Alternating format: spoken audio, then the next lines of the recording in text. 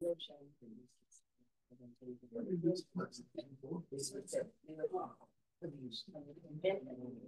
morning, Boker Tov. So here we are, our second meeting. Before we start, I have a general question, and dangerous question. How's the learning going? 2 a day is tough. It is tough. It is. Right. I'm not keeping up personally. I catch up on Shabbat. Just tried to read through about 12 Which is a lot of fun. Okay. So from just reading is okay. I'm not catching up with any of the other stuff.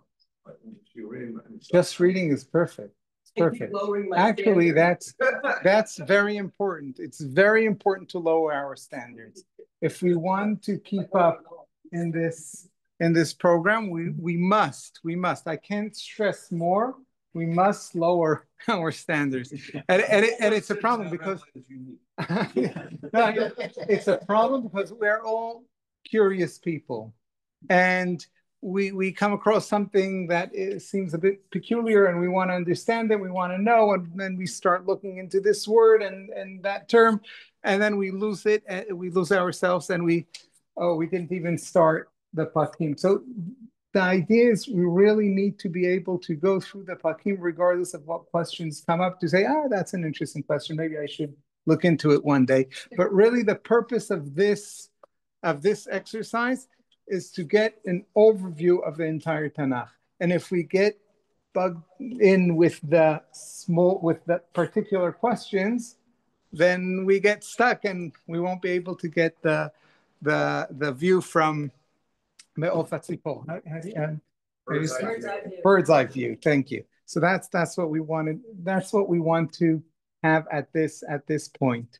Now, some of us might have more time than others, and therefore it's a good idea if you come across a question, write it down and continue, and then come back to that question after if you want to. Maybe by that time you say, it doesn't bother me anymore. But maybe it doesn't, and that because in order to really keep up, we need to, in principle, 10-15 minutes a day are enough to read through the 2 pakim and to get the minimum that we are able to get out of this program. Someone wants to give more than 10-15 minutes, it's possible, but I suggest that first, let's give the 10-15 minutes in reading through the pakim and understanding the very basic of it, just the story or just whatever it's talking about, and then continue. Okay, so that's important, and that's why I'm stressing this point. Okay, so, and as I said last week, it's important to have time during the day that we do it. I'm going to apologize because up until last week, usually by 8:15, 8:30, I got the material to send out. Now there are many days where it takes longer, and so I think we have to play accordingly. So if, for instance, those of us set the time earlier during the day don't have tomorrow's material, so either we could do it without the material and then go through the material after, meaning if it's just reading the Tanakh, we could do that on our own. But if what we do is important to the material that we receive, then it is okay if we are 1 day behind. It's not even 1 day behind. We could consider that to be the time, meaning whatever was sent yesterday, I do today. I know it's not in your hands, but is it possible to suggest to them to distribute it 1 day in advance? So I tried that. So they said, imagine that's the case. Meaning whatever they sent yesterday, do today. And yes. So there's so many resources online that you don't get it from them. Yeah, that's true. But the whole idea is to get it. It makes it easy. No, but of course, okay. Of course. Saying if you're anxious to start it, you haven't got it. True. Let's start the shiur. So we started Sefer Shoftim this week. We just spoke about Sefer Yoshua, and boom, we're in the next book, Sefer Shoftim. Just see how fast our hitkadmut is. I'm going to ask the same question that I asked at the beginning of Yoshua about Sefer Shoftim, and that is, what is the purpose of this book? And you remember, the purpose is both what is its message and why is the message so important that it has to be written and part of the Torah shebichtav, part of Kitvei HaKodesh. So that is the question. In order to try and deal with that question, I'm not saying that we're going to reach an answer, but we're going to reach some ideas in that regard. What I want to do is to look at Sefer Shoftim and try to establish what is the Sefer telling us, first of all. So we'll look at the structure of Sefer Shoftim. What is its story? What is it about? And then we'll take a particular dive into a particular part of Sefer Shoftim. And the part I chose was Shirat Dvorah, because it has to do with the pakim that we're doing right now. And then we'll try and say something general, but something which we might be able to be even smarter in regard to that statement next week when we'll see other parts of Sefer Shoftim. So a general structure of Sefer Shoftim. Sefer Shoftim is a very interesting book because, first of all, it has a wonderful introduction. You're already at the beginning of the book, the whole story, right? So it starts with Yoshua dying, well, and with the opening of a new era. But then it tells us that in the opening of this new era, it says, well, there's going to be a pattern, and the pattern is going to be this. Perek Bet, Pasuk Tetzayin. Okay, so I'm reading. ויקם השם שופטים ויושיעו מיד שוסיהם וגם אל שופטיהם לא שמעו כי זנו אחרי אלוהים אחרים והשתחוו להם סרו מהר מן הדרך אשר הלכו אבותם לשמוע מצוות השם לא עשו כן וכי הקים השם להם שופטים והיה השם עם השופט והושיע מיד אויביהם כל ימי השופט כי ינחם השם מנאקתם מפני לוחציהם ודוחקיהם והיה במות השופט ישובו והשחיתו מאבותם ללכת אחרי אלוהים אחרים לעובדם ולהשתחוות להם לא הפילו עליהם מדרכם הקשה ויחרף השם בישראל ויאמר יען אשר עברו הגוי הזה את בריתי אשר ציוויתי את אבותם ולא שמעו לקולי, גם אני לא אוסיף להוריש. למען, okay. What is described in these psukim? So in these psukim, whoever is writing Sefer Shoftim is telling us this is the pattern. The pattern is Am Yisrael are in trouble, they need help. Hashem sends someone to help them. That someone helps them. Once they are helped, now they don't, I'm sorry, they're in trouble, they need help, therefore they do tshuva, they cry to Hashem. They cry to Hashem, Hashem sends someone to help them. Hashem sends someone to help them, they're now helped. Now they have quiet. Now they have quiet, they go back to their evil ways. Boom, now they're evil. Again, someone is sent to, they get into trouble. They get into trouble, they realize they're in trouble, they do tshuva. Hashem sends someone and saves them. So that is going to be the pattern of Sefer Shoftim again and again and again and again. So if we read this, it seems that Sefer Shoftim is about this evil cycle that Bnei Yisrael are not able to escape. And this is very interesting. Why would a book in our Torah tell us of something like this? We read in the other books of the Torah is, right? In the Torah that Moshe just gave, we read of Shuvah, we read of hope, we read of Bchira B'chaim, and here we have, look, listen, this is actually how it plays. This evil cycle that somehow maybe later, are we able to get out of that cycle? I'm not sure, because Sefer Shoftim ends on a very low note that we're going to get to in a moment. So first we have the introduction. The introduction tells us of the situation of Bnei Israel in the land of Israel, the other nations that are living amongst them, and then it tells us of this pattern that is going to occur again and again throughout the book, and then the story unfolds. So particular Shoftim, one after the other. Some of them the Torah tells us, the book tells us of a big story that has to do with them, and some of them it tells us just about that such a shofet existed, and that was it. There are a few lists of shoftim that, and then was this, and then was this, and then was this person, without anything that they did. Probably because there were two types of Shoftim. There were Shoftim that came when Am Yisrael were really in need, and there were actually wars and battles, and we are told about them. And then there were Shoftim that were just there as either general leaders or local leaders. Okay. Why they call it Shoftim? More in general. So the word shofet in the Tanakh is not necessarily the way it is later used as a judge. One of the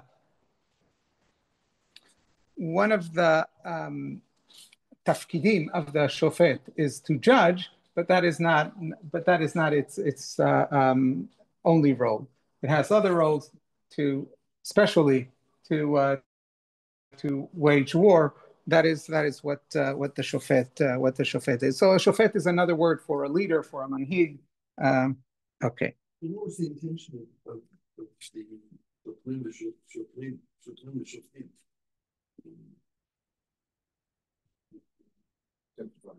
In Sefer Dvarim, Shoftim v'Shotrim titen lecha b'chol sharecha. You mean is there a relation between those Shoftim and these Shoftim? Not necessarily, because the Shoftim that Sefer Dvarim is talking about are local Shoftim, meaning each city has to have a mayor, something like that. Yes, these are not mayors that we're talking about. These are more general leaders. We'll see soon. Each shofet is a bit different to the other. They're not exactly the same. Okay, so the whole book of Shoftim is one shofet after the other, and then at the end we have two appendices. Yes, two appendices.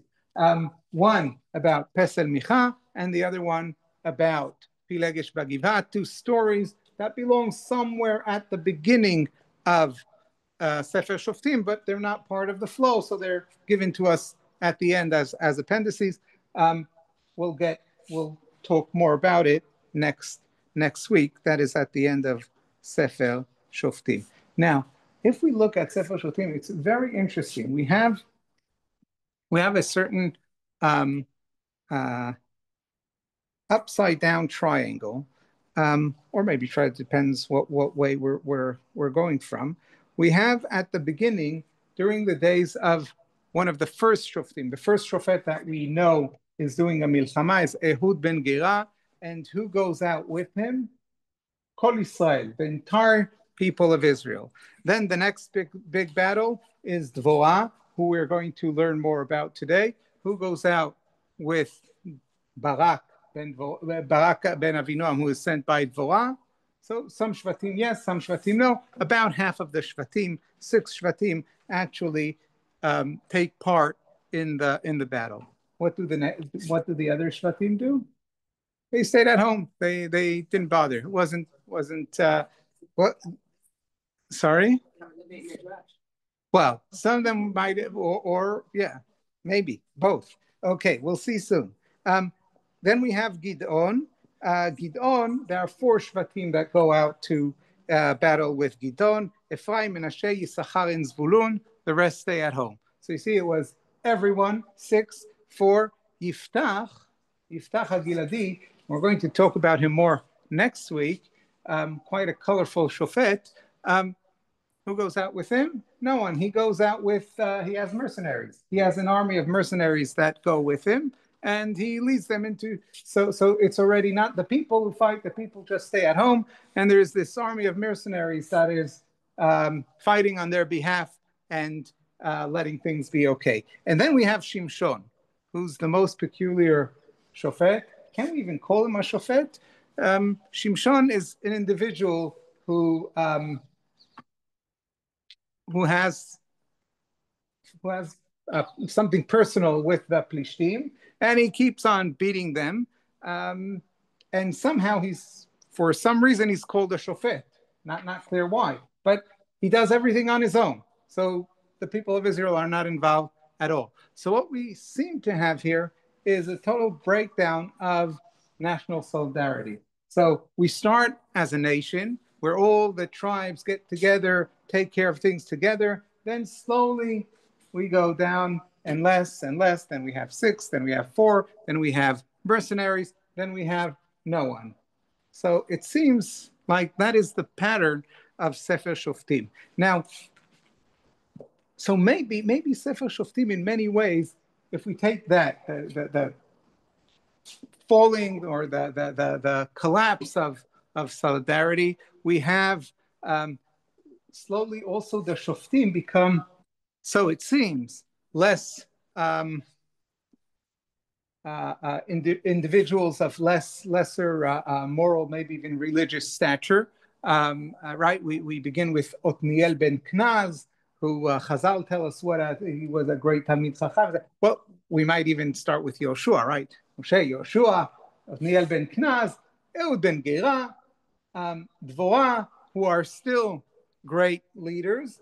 But then we get to Gidon, Me'achorei Malmad HaBakar, but then towards the end, he starts doing foolish things. We'll learn about it more. Then we get to Iftach, who's Ben Isha Zonah, and a bandit basically walking around with his mercenaries, and who decides to help the people of Israel. And then finally we get to Shimshon, who's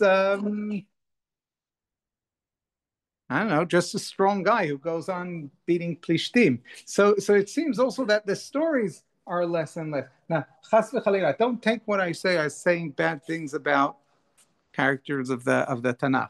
I'm saying the way it appears. We'll learn and we'll see there's much more to the story than what I'm saying. But when we first look at it, it seems that is what the story is telling us. Could there be a perspective, which is that there could be a lot of other perspectives. Yes. Let's see if yours is one of them. the standard of living or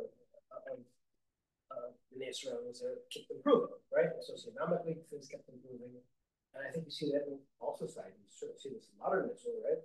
Whereas the situation improves, first of all, you feel more comfortable in the borders. There's less of where the entire population will defend them.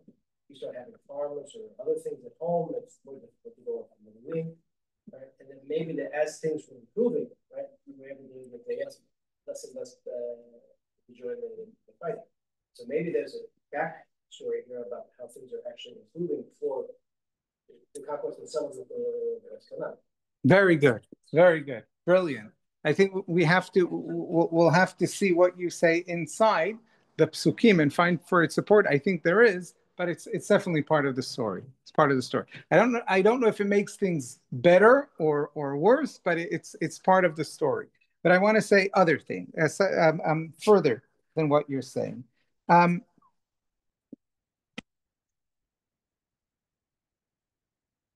We have this Tkufa of Shoftim. So we have Yoshua conquering Eretz Israel with everyone, and then we have later on we're going to have kings, okay, and that will start a whole new era in the history of our nation. And then in between we have this Tkufa of the Shoftim. So we could look at this Tkufa, at this time, as something in the middle. We had Yoshua, now we conquered the land, we're settling, and now the next stage is going to be to have a kingdom, but there is this time in the middle of we're getting our act together until we'll get a kingdom. Why it takes so long, we'll have to deal with that, but it's just something in between. I think we can't, I'm not sure it's right to see it that way, and many don't. Even actually part of our Parshanim see it as a very good time. Abarbanel is one of them. Abarbanel is very, very a fierce advocate of Sefer Shoftim. Abarbanel sees in Sefer Shoftim the ideal way of Jewish existence. He says the ideal Jewish existence we find Dafka in Sefer Shoftim. He said it didn't go right, it went wrong, and things didn't work out, but as an ideal, that is the ideal. Now, if we look at Abarbanel's life, it's not difficult to understand why he saw it that way. Abarbanel was I don't know if we would call it finance minister or financial advisor to a range of kings and to one government. What's the government? Spain. No, that was the king. Yeah. No, a state without a king. Venice. Okay, so he was to Spain, Portugal, Napoli, maybe one other place in between. And well, the one Spain there, I think it was Aragon, right? Aragon, Portugal, Napoli, and then to the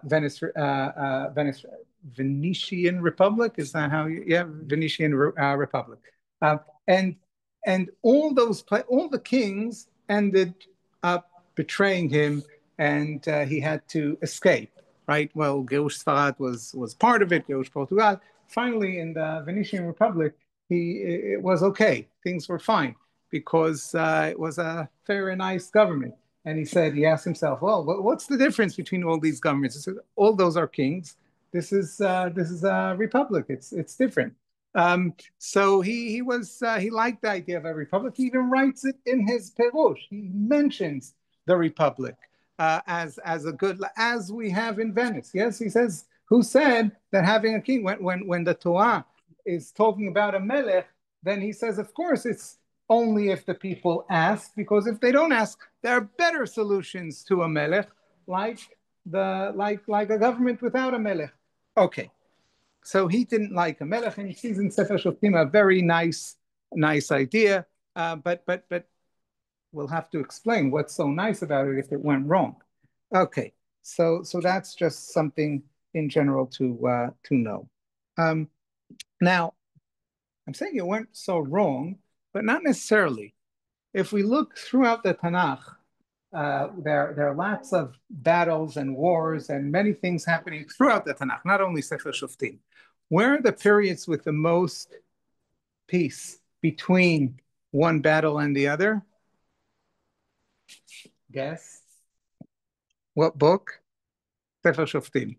So the first 200 years of the Shoftim, the first Shoftim, we have, after Otniel ben Knaz, we have Atishkot haaretz, 80 shana. No, after Otniel ben Knaz, 80 shana. Then after Ehud ben Gira, it's 40 shana. Then after Dvorah, it's right? I don't remember exactly. Yes, 40 years, another 40 years. So we have these big periods. We in Israel were not living through such periods of quiet, right? Here, the whole state is less than 80 years, and we never had quiet for more, yes, for more than a decade, you could say. But there they have sheket for 80 shana, 40 shana.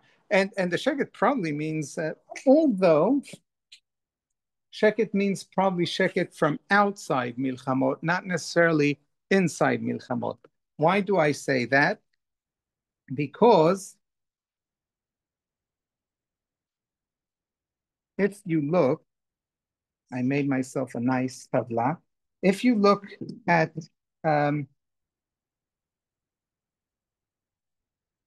Gidon, after Gidon, we didn't. We'll learn it in the next pakim. Yeah, when we'll get to learn Gidon ben Yoash, then after his days we had Vatishkot haaretz 40 shana. But then his son Avimelech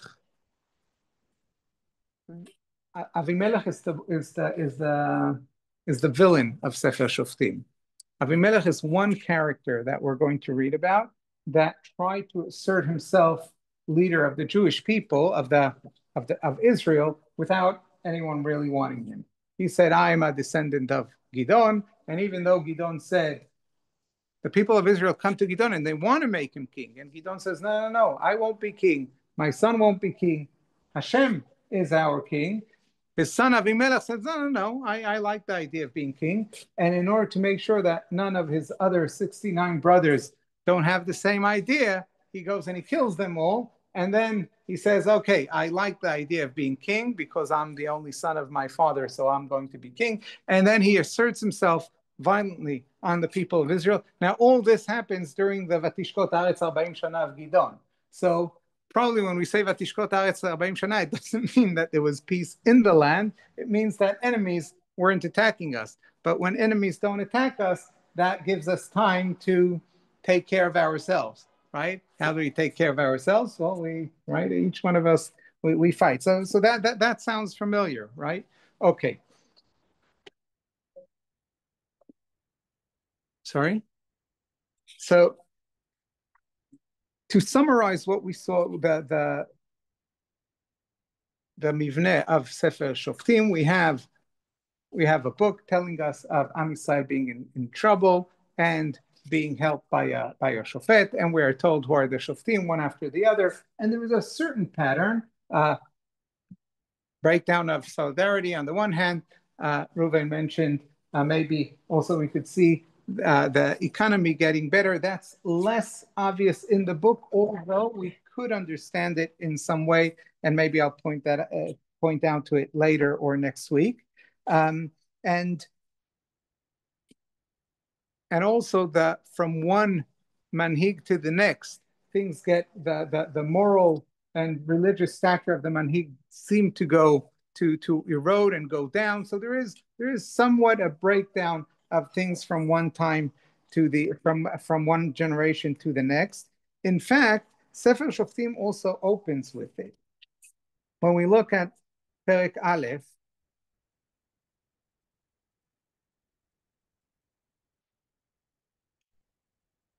Perek Bet. So וישלח יהושע את העם וילכו בני ישראל איש לנחלתו לרשת את הארץ ויעבדו העם את השם כל ימי יהושע וכל ימי הזקנים אשר האריכו ימים אחרי יהושע אשר ראו את כל מעשי השם הגדול אשר עשה לישראל. And then וימות יהושע בן נון עבד השם בן 110 שנים. So everything was wonderful until then. People are serving Hashem and everything is good. Then he dies ויקברו אותו בגבול נחלתו בתמנת חרס בהר אפרים מצפון להר גש וגם כל הדור ההוא נאספו לאבותיו ויקום דור אחר אחריהם אשר לא ידעו את השם וגם את המעשה אשר עשה לישראל. ויקום דור, that reminds us, ויקום אשר לא ידע, ויקום מלך חדש על מצרים, אשר לא ידע את יוסף, right? A new generation and a new era. The new generation doesn't know the history, doesn't understand its privilege, and doesn't know who it should be grateful to, right? Paul didn't know he should be grateful to Yosef and to the people of Israel who were the family of Yosef. Am Yisrael don't know. They have to be grateful to Hashem because they're not just here living their lives, right? So this sounds familiar, right? Yes. וימות יוסף בן 110 שנים ויהי בארון ישראל. Wow, amazing, right? We spoke about links between stories last week, and this is definitely a link. Future. Right. Yeah. Right.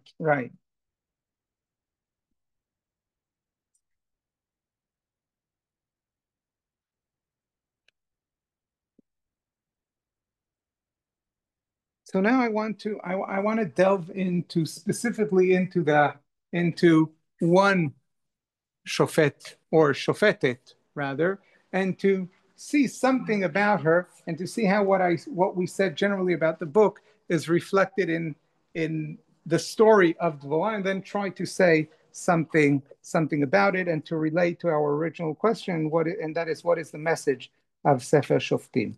So what is interesting with Dvorah is that her story is told twice. In what sense is it told twice?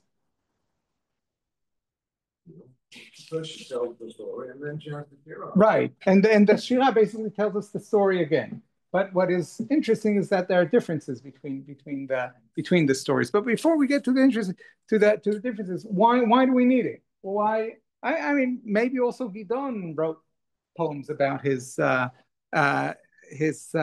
victory, but it's not in the Tanakh. But Dvorah's poetry got into the Tanakh. Why? The story is told.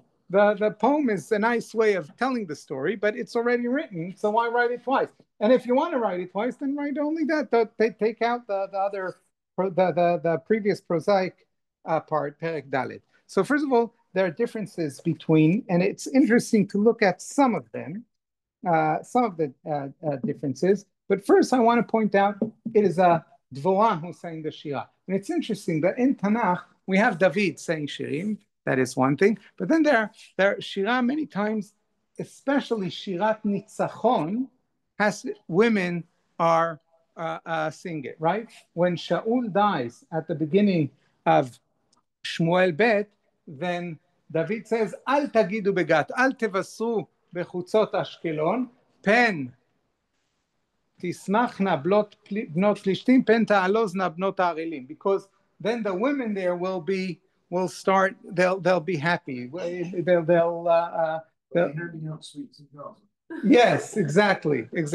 But it gives us a certain tone of what is the tafkid of women in the nitzachon, in the victory, and it goes in also when Moshe sings, then also ותשר מרים, ותיקח מרים את הטוב ותצאנה כל הנשים אחריה בתופים ובמחולות. So the men they sang, but then the women really got into it.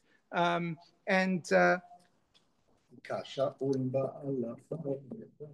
very good. When David and Shaul come back from war, then they're welcomed by the women who sing Shirei Nitzachon, songs of victory, to them. So here Barak went out to the war, and when he comes back, Dvorah sings a song of victory. So that is interesting. But what's the point? Why is it? So in her song, and in the song itself, when we look at Perek Hey, Dvorah mentions all kinds of things, and she doesn't start just by the war itself. Before that, in Perek Dalet, it just says she called Barak, and she told him, this is Hashem's plan. He gave it to me. I'm giving it to you. Go to Nachal Kishon, and probably Nachal Kishon, there's mud there. The Knani might come with 900 Rechev Barzel, but when they get stuck in the mud, that Rechev Barzel can't do anything, and then it's a fair fight. We could get them. So that is what they do. Everything is fine, but also the involvement of Hashem in the war itself is mentioned there, right? For instance, in Vayom Hashem et Sisra v'et kol harechev et kol hamachane lefi charev lifnei Barak, that is in Pasuk Tetvav, and Pasuk Kav Gimel, Vayachna Elohim bayom hahu et Yavin melech Nan lifnei bnei Israel. Okay, then when Dvorah mentions the battle in her Shira, Perek Hey, then Hashem is not mentioned in the Shira, but not where she is, not when she is mentioning the battle itself. The battle itself is mentioned in the Psukim.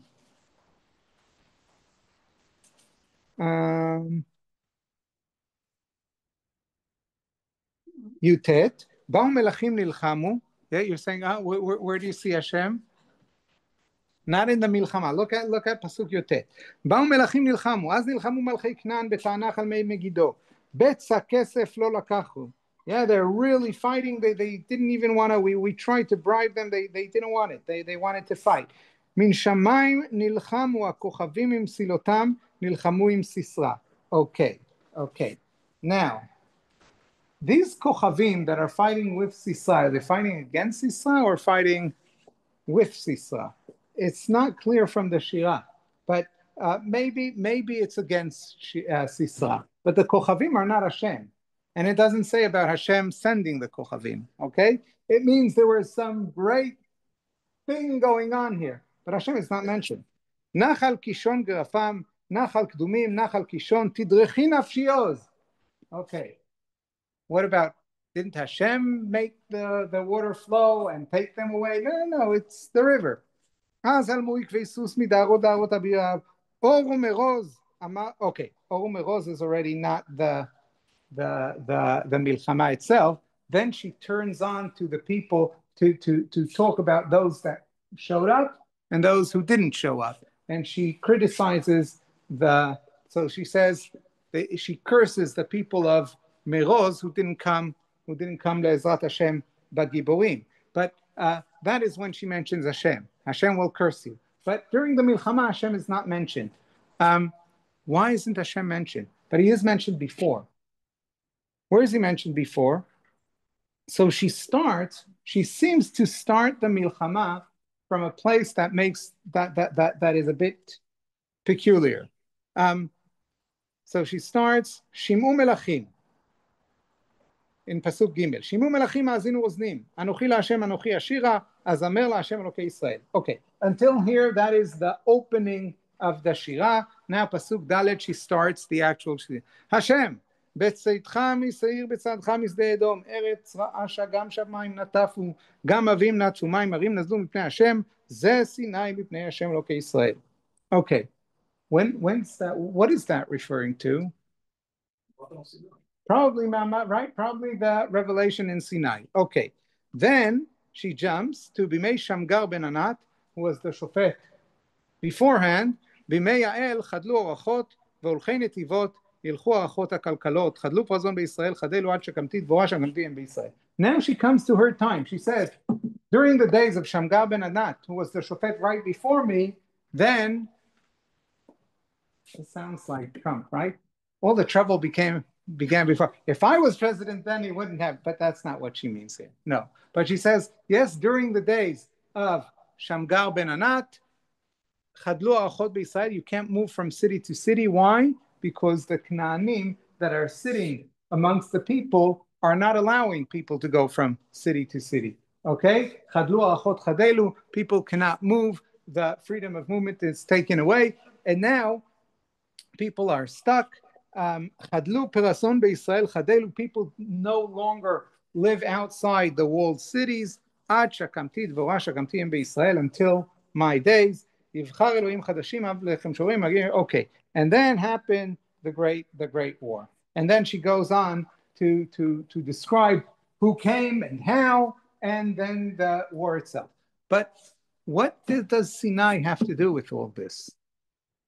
Like, why start with Sinai, mention Hashem there, and then you mention the war without Hashem? I think it is clear. It is clear that what Dvorah here is talking about the responsibility of the people, because then she moves on to talk about the different shvatim who didn't come, and she says, why didn't you come? Why did you just stay there? And I'm sure that you all went through the perek. You worked with a map, and you were able to see what shvatim are where. And some shvatim, it makes perfect sense that they'll come to the milchama that was in Nachal Kishon because they live right there. And some shvatim were far away, and therefore some of them came, some of them didn't.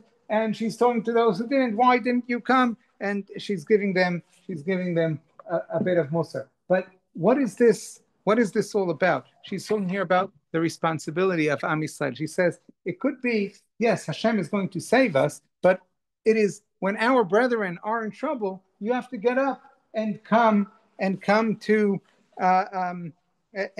fight.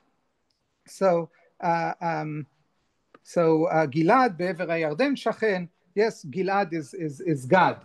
God is there, so he doesn't come. He's far. V'dan lama yagur oniyot. Dan, the Metzudat David says he's able to hop on a boat and run away, so he feels he's not so much in danger. He doesn't feel the pressing need to come and fight. Okay, but then I think she's talking about the cycle. She goes, our history is Harim Nasalim Ne Hashem. In other words, Hashem comes, the whole world turns into water. This Sinai, she mentioned Sinai. Yeah.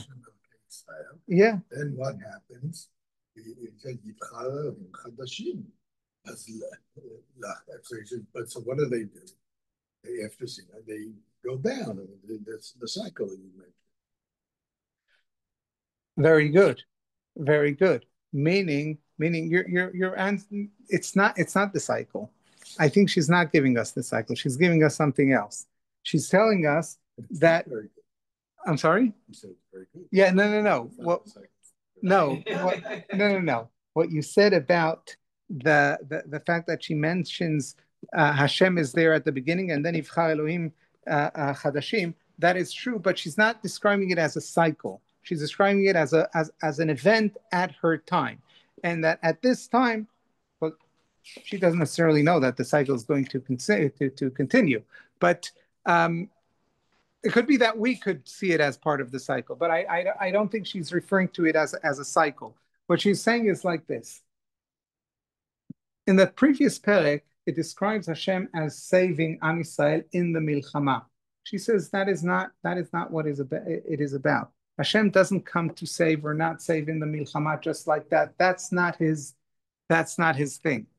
Hashem gave us the Torah in Sinai. We had a brit in Sinai. We are the people of Hashem. And when we were with Hashem, we were okay. And then when the trouble began because we left Hashem, and now we should all get together. And the getting together, I think, represents our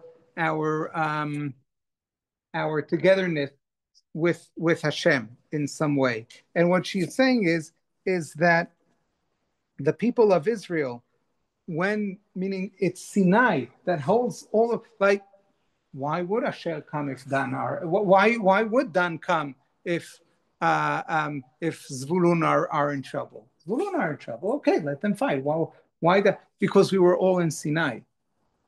Meaning, yes, now we're living each tribe to itself, and every tribe has their own issues. That is true, but we were all in Sinai together, and being Ne'eman LaHashem means being also Ne'eman to each other. Then she moves on to tell us about the story of Yael, and then she moves on to tell us about the mother of Sisra. Now, the mother of Sisra seems totally unnecessary, because the story of Yael we read before, Yael is the one that really hit Sisra. She was the Makeh Patish of the Milchama, right? Or Makeh Bayated, right? She got it done with. But Sisra, then Dvorah then continues to make fun of Sisra. What's that all about? I think that explains what this whole Shirah is all about. This whole Shirah tells us that the main thing is not the battle. That is why Hashem is not mentioned at the battle. The battle is part of a grander story. The story is a much richer, complex, and whatever other fancy word we want to give it, than just the milchama itself. You might think that we're oppressed, we come with a war, we were menatzach, and now everything is okay. Says Dvorah, what does it mean to be menatzach? When Sisra died, is that the nitzachon? No, that's not the. Let's go. No, sorry. Let's go back. The battle was won, right? Barak. They all ran away. Did that win the battle? The battle was won. Is that the end of the story? No. Then comes Yael and kills Sisra. Okay. So now we really won. We killed their leader.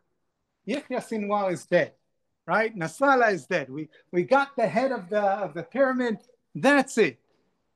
Says, no, that's not the end of the story. The end of the story is when the mother of Sisra is meyabevet be'ad hachalon, when the morale breaks, when they have no hope.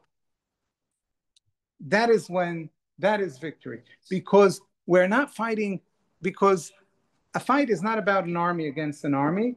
A fight is about two worlds colliding. And every world has much more than just the soldiers it brings to the front, because the soldiers, they have oref, home front, and in the home front there are families, and in the home front there are reserves, and so first of all the question is, what is the size of the home front? Who are the shvatim? That the solidarity of the nation matters. It's not about we won. Who cares that it was only these shvatim or only that shvatim? No, it's critical. It's critical because maybe now we won, but part of the story is, are we a united people? And it is not only about doing the battle, it's about also Yael. She's not part of the soldiers she's living her life. She's not even part of Am Yisrael, right? And here she comes, and she is the one that has a critical part in the victory, because it's not just an army against an army. But then, even then, it's not about military conquest. It's about Sisra. It's about the people, the home front realizing that that's it. This is the end of the story. Because if not, then okay, Sisai is gone, but I'm sure Sisai has other children. They'll be coming next time. But that means the end of the story. Now, why is all this important? I think because, in a sense, this is the message, maybe one of the messages of Sefer Shoftim as a whole.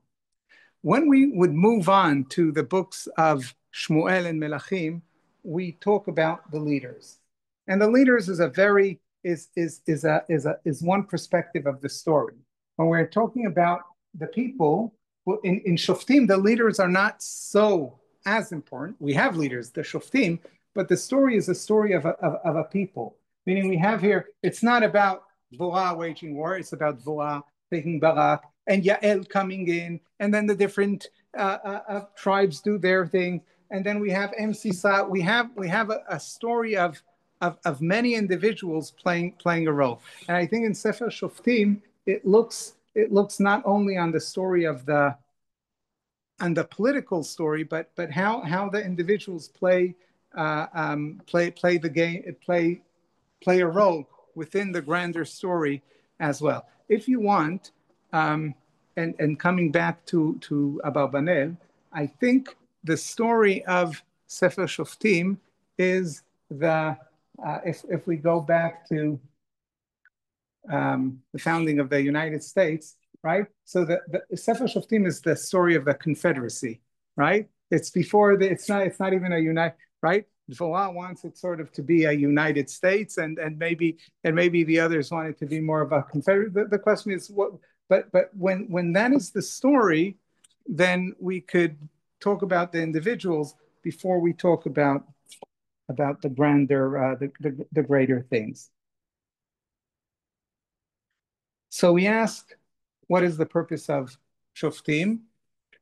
We saw the general structure of the book of Shoftim and delved into Shirat Dvorah, and we saw that maybe Shoftim tells us a story that is more of just the political scheme, but other aspects of the story, and maybe that is part of what makes this book so important.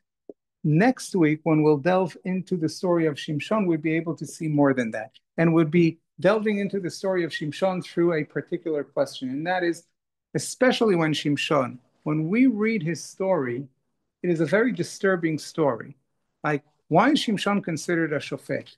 He looks like a troublemaker that only causes trouble, causes the people of Israel, the people of Yehuda, his shevet, are always against him. He doesn't seem to be a leader in any way, but the Torah talks about him as a leader. The Sefer Shoftim talks about him as a leader, and also he's a Nazir Elokim in some way, and on the one hand, but then on the other hand, he marries a Plishtit, Dlila, and he's right. He's a womanizer, right? He has more than Dlila, right? He goes over and he does other things, and so what is this? It's very disturbing. So we're going to look into that and try and understand what's the story there, and then come back to this question which we ask now, and what is the purpose of Shoftim, and try and see if that sheds light on that as well.